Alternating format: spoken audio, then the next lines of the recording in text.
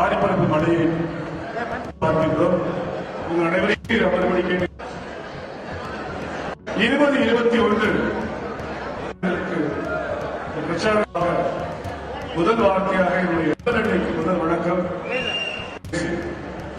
மனபாடி பிறகான பல செயல்களை கூடிக்கிட பருவ வேதி இழப்பில் வாய்ப்பட வேடிக்கை மனிதரை போனார் பாரதியுடைய வரிகளை இந்த நாம் அனைவரும் இருக்கக்கூடிய நவீன பாரதி நம்மாரை வணங்கி நம்மாரை வரவேற்போம்.